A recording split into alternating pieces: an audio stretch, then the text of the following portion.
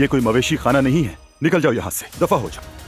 तुम्हें बात समझ में क्यों नहीं आ रही अजलान? मैं न बीवी को और न अपनी बेटी को हरगिज़ नहीं छोड़ूंगा, और जितनी चाहो गवाही दे देना तुम। मैं अकेली गवाह नहीं हूँ। क्या लगता है बाबा तुम्हारे हक में गवाही देंगे वहाँ पर? हाँ बाबा नहीं।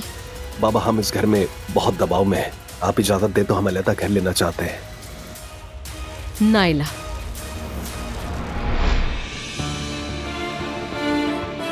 दो मिनट के लिए देखना नसीब हो अपनी बेटी को, गोद में भी नहीं ले सका उसे मैं। जवेरिया, हम सब कुछ मिलकर संभाल लेंगे, ठीक है?